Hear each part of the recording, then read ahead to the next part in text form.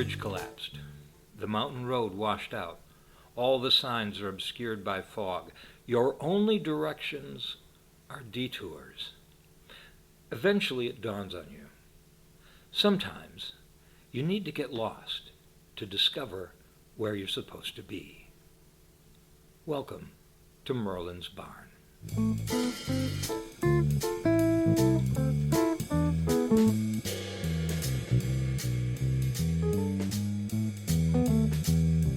Hello and welcome to Merlin's Barn, broadcasting to you from Fort Blanket, south of the Yukon.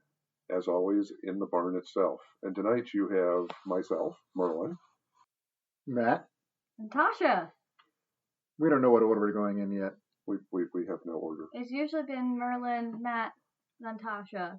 That was what I was expecting. This is all my fault. I think we should just give up now.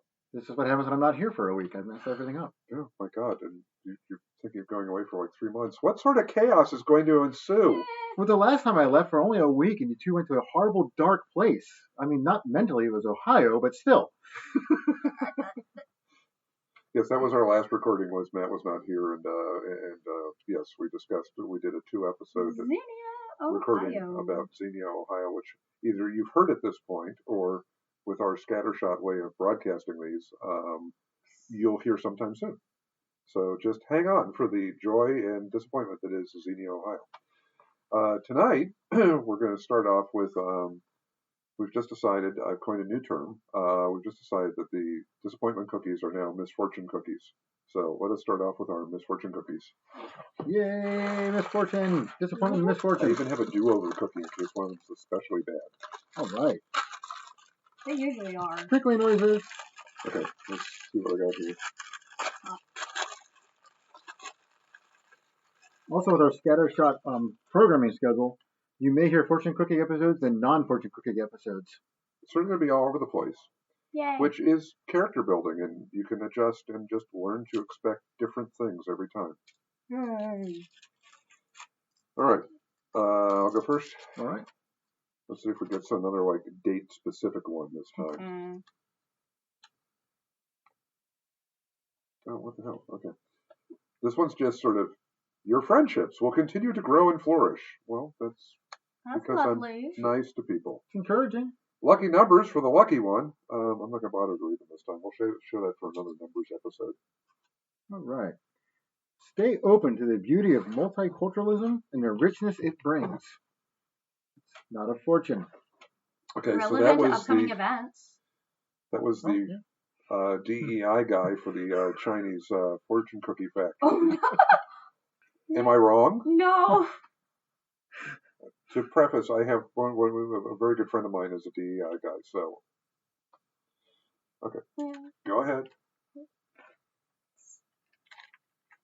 Stay optimistic in January. Good things are coming your way. Well, that's a fortune, and it is It's day somewhat specific. timely. Yeah, but it's not Thursday like the one I got. Yeah, what was the one you got earlier, Matt? Some long-standing problem is going to be solved on Thursday, and we record on Wednesdays. So I'm not sure if that's like a fortune or a threat. I'm a little scared about tomorrow now. Do you have a fear of turkeys? I don't, and actually I get along with my in-laws. They are coming over tomorrow, though. Well, I get along with them, so I'm not sure what the problem is. Or just the fortune cookie factories just doing their thing, just throwing stuff out there to mess with us. Making us scared, making us live in fear. I can't remember what they said. Something was happening in April, and I can't even remember what it was at this point, which is the issue I said when I opened it. Probably mud. Mud? Mud. Yeah, that was the best fortune cookie I ever got. I'll have to find that and post that up again. All right, but for this evening, we are bringing to you, Matt has gone to the wonderful state of where? Wisconsin. Matt has been to Wisconsin. Not just Wisconsin, but I went to Sparta. Where's Sparta? It's in nowhere. And Matt has informed me that for those of you who have watched the 300, that Sparta sadly does not have a giant hole that they kick people into. I'm sad. No. Apparently it does have a gigantic penny farthing bicycle fiberglass statue with a Ben bike and bicyclist on it. Everybody needs that. And biking. So with Matt's visit to Sparta, it has inspired us to go into an episode on roadside oddities and things like that. So with that, I'm going to and maybe, is there cheese involved? A little bit of cheese. A little bit of cheese. 'Cause it's Wisconsin. There has to be cheese. Cheese is for There's the always nieces. cheese. There's always cheese. Yep, so Sparta. It's western Wisconsin. I flew into Madison. I got on I-90 and I drove an hour and 45 minutes in the dark and rain. That's gross. I'm so sorry. Yeah, it was. Yeah, it's hard. But the week got better after that. I was out there for vendor training, so our factory, one of our suppliers has. But while I was out there, I discovered that apparently Sparta was where the first Rails to Trails program was, where they converted the railroad tracks, railroad right away to a bicycle path. This one apparently also has 3 tunnels, and I guess at least one of them is curved because our instructor out there was saying that when you're in the middle of the tunnel, if you don't have a headlight or a headlamp, you cannot see the little light at the end of the tunnel. You know, they missed a real opportunity for Spartans on bicycles. Ooh, that would be good. That would have been awesome. The 300 Spartans on bicycles. Spartan's other fame item is that they're the hometown of Deke Slayton, an Apollo astronaut. So there's a museum in Sparta that I didn't make it to that is all about space and bicycles. Just those 2 things. Yes. Together. Yes. Conjoined. Yep. The sign even said 2 museums, 1 location, and it was space and bicycles. I wish Great combination. I mean, I would understand a little bit of like maybe planes and bicycles because of the Wright brothers, but maybe this is just a stretch beyond that. Something like that. I'm sure they incorporated Wright brothers in the museum somehow. Can you bike on the moon? Like, is there enough traction and gravity for that to be a thing? You might need like a balloon tire bike. There's who does it? The XKCD comic, that guy. That he does he has books about the what if, and it's those crazy scientific hypotheticals. This would have been a great comment, a great thing for me to ask when I was at the Goddard Space Center a couple weeks ago. Yeah, we've missed a major opportunity. So if somebody could perfect time travel, we'll go back to my wonderful tour guide at the Goddard Space Center, and I can ask him about biking on the moon, bicycling on the moon. Lacking that, if there's an astrophysicist or NASA engineer that listens to us, please write in and let us know. merlinsbarn@gmail.com. Can you bicycle on the moon? So I had a little bit of free time in Sparta. So I looked around. Are you familiar with the website Atlas Obscura? Yes. Yes. Yeah. This is a great website. If you're not familiar with this and you find yourself with free time anywhere in the world, check Atlas Obscura, type in a town you're in, and see if there's something nearby that you did not know you needed to see. In this case, there is a fiberglass mold, quote-unquote, graveyard. We've been flipping through the catalog, actually. So it's not really a graveyard. It's actually It's actually more of they just store these fiberglass molds for your roadside attractions, like the Muffler Man, Bob's Big Boy.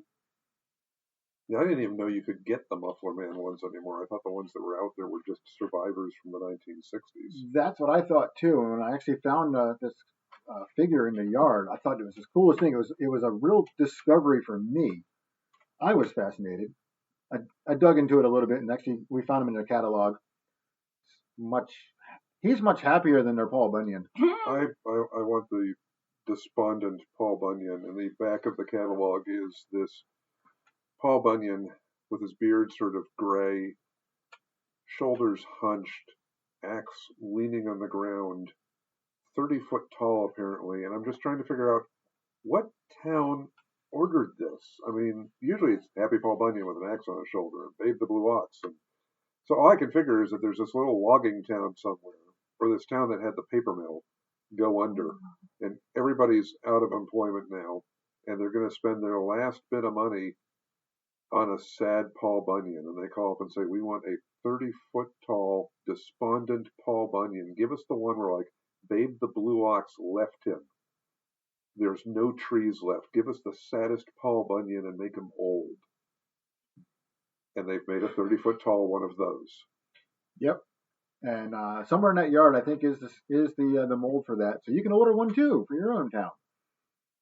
So if anybody wants to, I'm guessing he's insanely expensive. So if anybody wants to put in a couple, $10,000 or $20,000 to order the despondent Paul Bunyan, I'll put him in my field. That'd be awesome. I'm sure the town would appreciate it. My neighbors would too. There might be more understanding if we put the 9-foot tall moose. We'll also take donations for the moose. I think it's a little more important. So we keep saying Muffler Man, which is it's a bit of a colloquial term. I guess in the 60s there was a series of different muffler shops that would get this big, burly, 30-foot tall guy holding a muffler, but they would also the similar figures would be holding other objects. Whereas the muffler shop in my hometown in Massachusetts, they had a Muffler Man, but they made them out of actual mufflers. Right, that's the other impressive. kind of Muffler Man. You know, there actually was. Do you remember the one that was in Annapolis?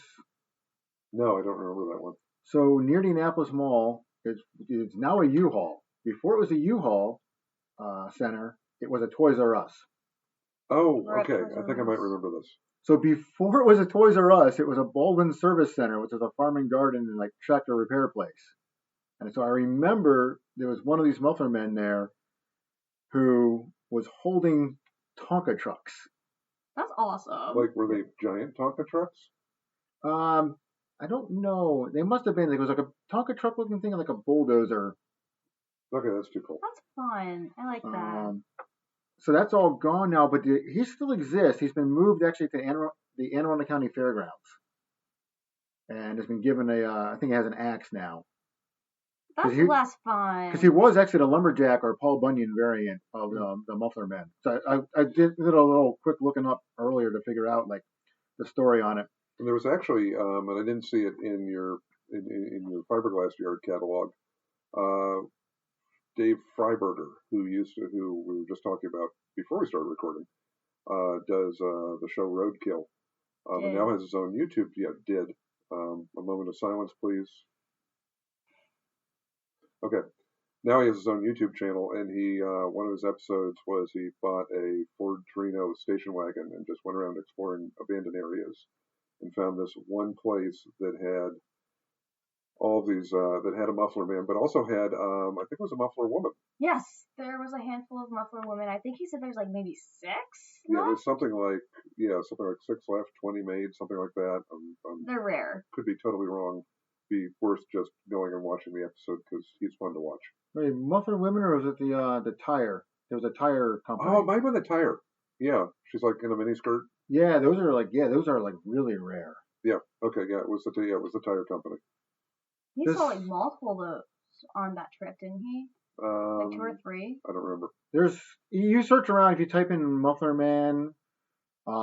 That's a jumping off point. I forgot the name of the website. There is like American Giants or something, and it's a website that track where these giant fiberglass sculptures like still exist. We'll try and be organized and put these in the show notes so that you can find these, or at least up under pictures on Instagram. Yeah, on the Substack and on Facebook and Instagram. When we put this episode out, we'll put up some of these photos, like from Fast Fiberglass from their boneyard of these dystopian-looking, creepy molds. Because you see the fiberglass statue on the side of the road, the Muffler Man, or we'll get to it here in a moment, the big pink elephant. Yeah, I was going to ask about that one. But when you see the mold is a distortion of the figure because it's larger and has areas that's clamped and bolted together. It's this really disturbing looking kind of bondage duck thing. It's really creepy. And then like the section that has the livestock and has the horse molds, they're just sort of piled on the ground and like looking like all like these dead horses, like a Civil War battlefield. There will be, Matt, you had photos of these, right, Matt? Yes. There will be photos put up on the Instagram when this episode airs. I do want to share a thought. So I know it's gotten referred to as the graveyard, but this is literally the exact opposite. It is, you're right. And it is totally the opposite. And these are still actively used molds. The birthing grounds. Yes, so it's a maternity ward for fiberglass figures. Yeah, I was looking for the term. So I like that. if you want them to give birth to a despondent 30-foot tall Paul Bunyan, this is the place. Come on. One of you needs that. I'm sure of it. Or a giant wedge of cheese to put in front of your cheese shop on the side of the highway in Wisconsin. Did they have a giant cow in that catalog? Yes. Okay, because Or at least there's a giant cow was literally at the place. I saw it in one of my photos. Okay, because there was a cheese shop. And for how many cheese shops did you see when you were there, Matt? How many did I see? So in Sparta, there was really only the one. But in a previous trip to Wisconsin, I had seen several. So if you cross the land border into Wisconsin, you'll be inundated with cheese shops. Yeah, so I flew in, so I didn't see as many. When we drove through in 2017 when we drove through Wisconsin in 2017 to get to Alaska, the KOA we stayed at had a cheese shop. We just saw all the signs. We're going up the highway: cheese shop, cheese shop, cheese shop. And the KOA we stayed at had a cheese shop next to it, and there were people lined up at I think 7:30 in the morning beside the gigantic 15 to 20 foot tall cow that may have come from this place. Yeah. So waiting for the cheese shop to open, and yeah, so many cheese shops. Sorry. So were they waiting to get the cheese curds? I don't know. We didn't ask. I'm lactose intolerant. Okay, so you haven't had this experience. I did not know this. I've heard the term squeaky cheese, but fresh cheese curds squeak when you chew on them. I don't like that. It's the screams of the curds. And I mean, once they're a couple days old, they're just really good cheese. But when they're fresh, they're squeaky. You know, we had a conversation about this around a campfire on one of the Jeep campouts last year. And there were a couple guys from Wisconsin. And I was, you know what, the same thing came up because I was talking about the people lined up in the morning waiting for the cheese shop to open. And yeah, it was because they were talking about the fresh cheese curds as well. I forgot about that. So that's what all I can figure is I had some cheese curds fresh. They were squeaky. I was like, this is amazing and kind of weird. I'll bring some home. And I got home, and then they were still really delicious, but they weren't squeaky anymore. They just don't scream. They're dead at that point. That must be what it is. They've passed on. So this cheese shop, it had a, 8-10 foot tall wedge of cheese out front in fiberglass. I put that picture on the Facebook page the day we're recording this.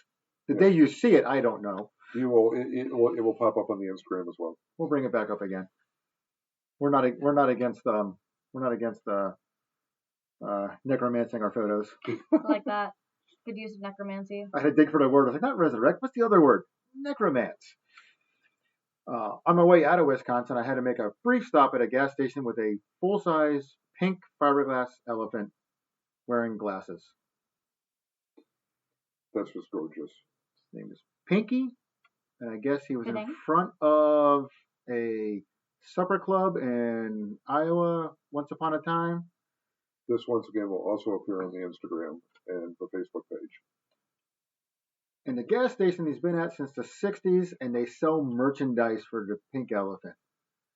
So we might as well just cover this now before we reach the end of the episode and completely forget about it.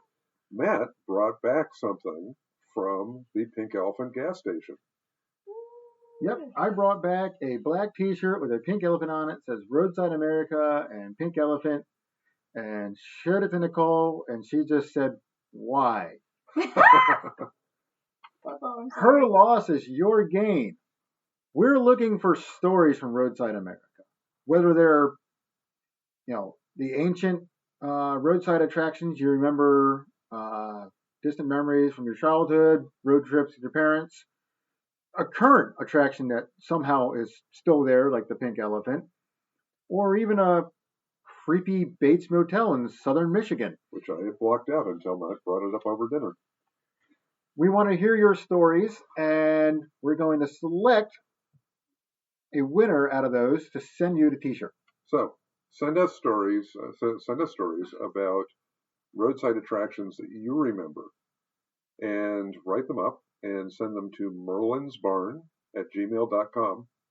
And once again, if we get enough of them, then we'll just put them all in a hat, or put all the names in a hat, and we'll draw that. And you will get. Do we know what size it is? It's a size large. Okay, size large. So if you're too small, you've got a tent to camp in. If you're too big, frame it and put it on the wall because it's wonderful. See, it's a win-win. And if only one person writes in, you get a shirt. Right, because not too many names to throw out of the hat at that point. You have a really high chance of winning. Free T-shirt. And I'm gonna lengthen our episode for just a second because the story just popped into my head because of pink elephants. Oh. Yes. Yes. So we're going to digress briefly from Roadside Oddities, and have a friend, his name, who was in Vietnam, and and the pink elephant reminded me of this. He was a photographer. He was in the Marine Corps, and one day his CO walks up to him and he says, Sergeant Max, I need you to take a patrol into the jungle, and I need you to take a camera loaded with color film, because a patrol just came back and they have reported seeing pink elephants.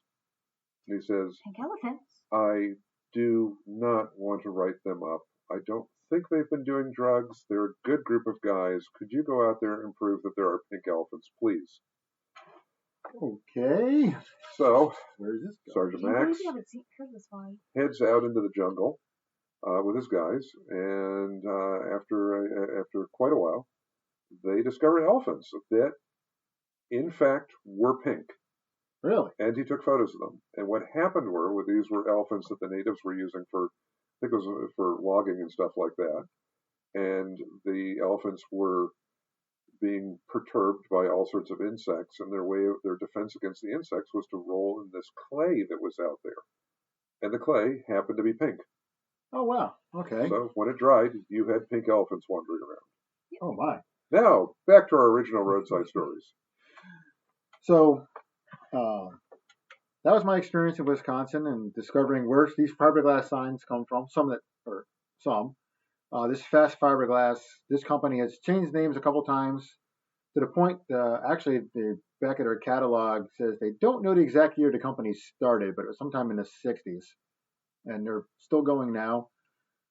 It's really cool because they're friendly. They let people go walking through their maternity ward of. I'm glad we have a term for that now. Yes. And that's and actually, if you want to see like some of these things, like is it okay if I head on? Yeah, to the no, next one? go for it. Cool. Yeah. There's a set of antique shops that Tasha and I had a chance to explore last March that I've been driving by for years, where this couple have gone through, and first they bought up an old antiques mall and then started putting all sorts of old roadside attractions outside of that. Some of them you'll find already posted on the Instagram page. I mean, there's like a 30-foot tall T-Rex, a giant hand for some reason or other. There's that one that had all those like really weird, it was like Hanna-Barbera kind of like dogs, but they were really freaky. Like they all looked really depressed.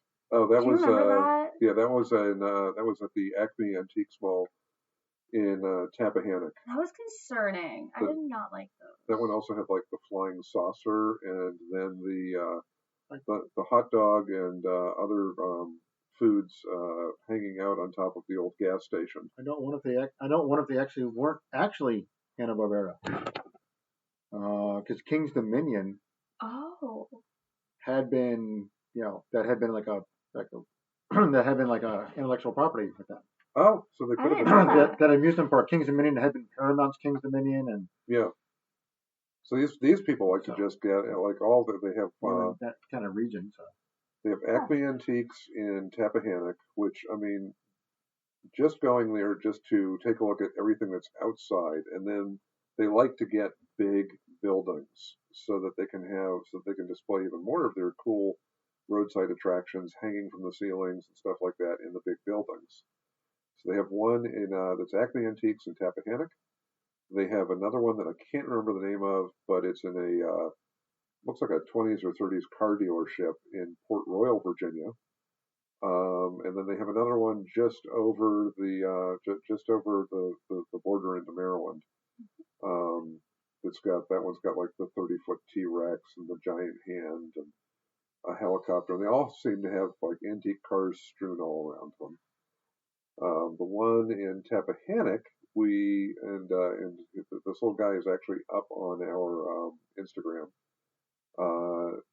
We walked into, after having a grand old time exploring the massive antiques mall. What was that, like 3 floors or something like that? I think it was like to the point they had like, I don't think it was working anymore, but they had an elevator at one point. Oh, yeah, they had a massive old service elevator, and this was some massive old car dealership again, but multi-level, just filled with cool stuff. And then they had this 30s gas station next to it that is their snack shop, sandwich shop, ice cream shop. And I actually happened to have my lactate with me that day, so I could have ice cream.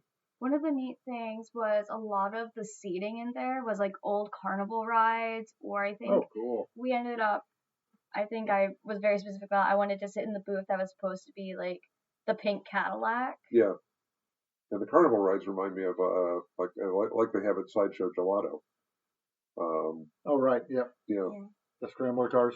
But when we walked into the ice cream place, there was this little very 60s looking robot who stood and 5 feet tall, named Robbie, and his chest opens up because this seems totally sterile and safe. And what you would do is you would put a quarter into him, and you could put a stick in there and get your make your cotton candy. And I saw him, and everything in there is, I mean, it's pricey stuff, but I saw him and I was like, oh, that looks so cool in the barn. And then I looked at his price, figuring it was $1,500, and lo and behold, it was not. So I got a payment from a customer later that week and did a 6-hour round trip back down to Tappahannock, Virginia to rescue the robot and bring him here to the barn so he can creep out my friends. It's always fun to walk in and forget that he's there in the corner right before you go up the stairs. It'll be even better when we get the head moving and the eyes turning on.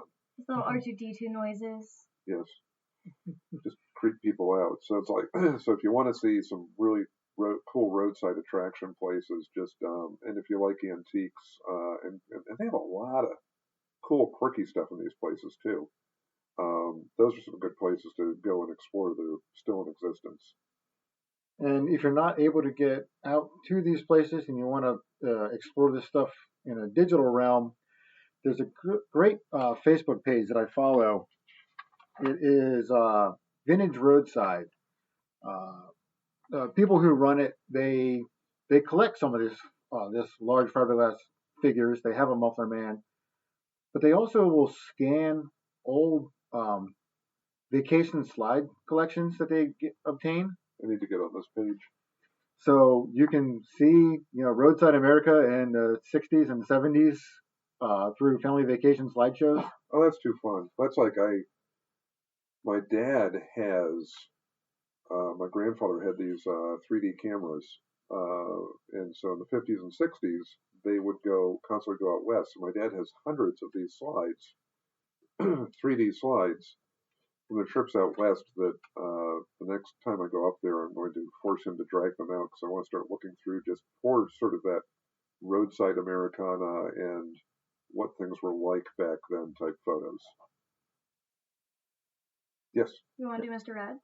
Yeah, I figure. Oh, yeah, I want to hear about Mr. Ed myself, actually. Yeah. So we're going to hit one more today because we figure that this is something we can revisit time and time again. And hopefully some of you will like write in and give us your roadside places to look up as well. There's a t-shirt in it for you. Free t-shirt, pink elephant with glasses. So cool. Elephants. Pink elephants. And so on the elephants, we'll go over to Mr. Ed's. Mr. Ed's, what is it? Mr. Ed's Elephant Museum and Candy Emporium. If you want to get your kids sugared up, go here. All right. So, been doing a little bit of like the historical backgrounding on Mr. Ed's. Apparently, the store started out, him and his wife Pat, about, I want to say 75 is when the store started. It's a general store, but Mr. Ed was very well known for antiques.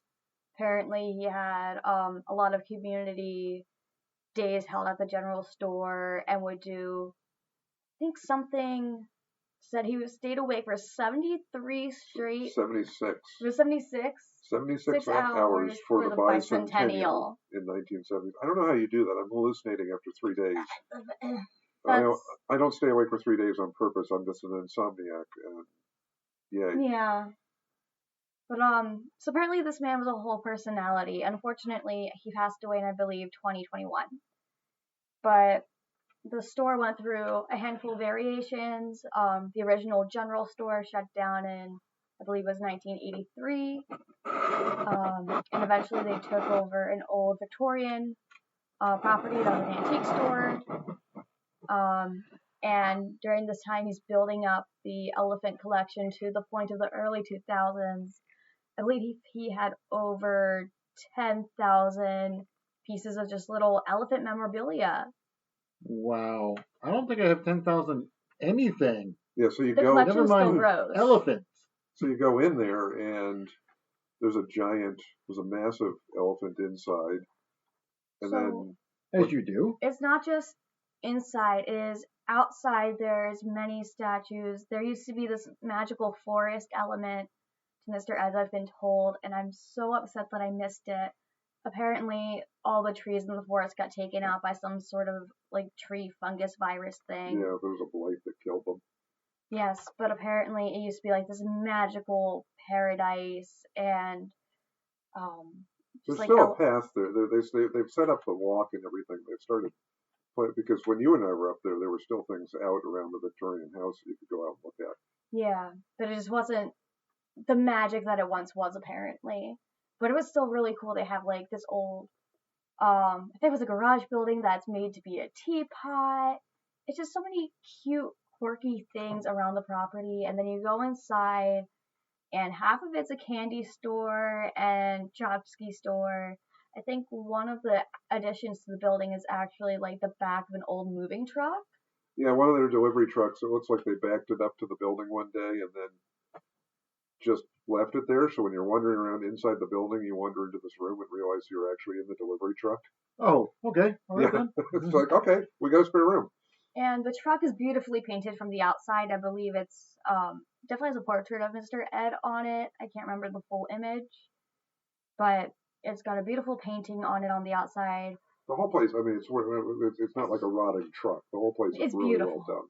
It is a beautiful place. So yeah, you go through. There's all sorts of knickknacks and tchotchkes and even beautiful art pieces about elephants. And he has his pachyderm points, so you can learn elephant facts as you go through this.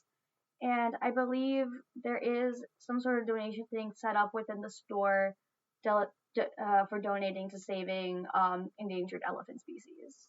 It's one of those things where it's like very much like so many of the old roadside attractions. You just see from the Gettysburg area out past Chambersburg, PA, you just see billboard after billboard after billboard about Mr. Ed's Elephant Museum. And it should be noted that the current rendition of the museum is a rebuild. In about 2010, there was unfortunately a fire on the premise. Oh, no. They were able to save a lot of, especially the elephants apparently, and they were able to rebuild back into what I'm assuming is something similar to what it used to be. Okay. It's a massive amount of just display cases of this collection in there. Oh, there's homemade fudge. That is a big point for them. Yeah. Homemade fudge. Yummy, Fudge, yummy stuff. candy, tchotchkes, and really just an old-fashioned down-home roadside attraction. That you go in and you go in there. I mean, the first time we went up there, I was just like, I think we were both just wide-eyed the whole time, feeling like little kids. yeah, I was just wondering, like, what is this? I've driven by it for years, and by the time I left, I was like, no, that was ridiculously fun, and I'm a happier person because of it. I specifically remember going in and starting to have little hand flaps because I was just like, oh, this is so fun. This is wonderful. Oh, look at all these little I spilled tea.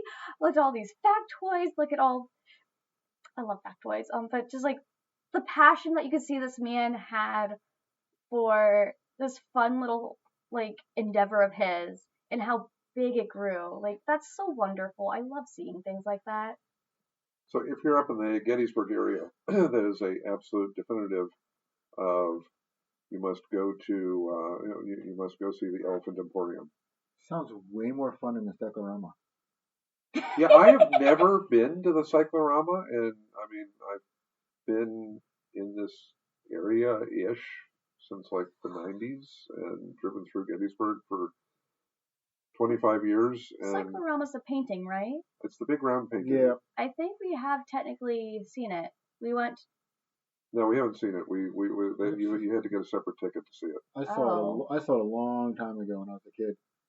Imagine looking at a painting inside of a snare drum. I mean, I'm an art person, so like I would dig it, and it's almost life-size half of it, isn't it?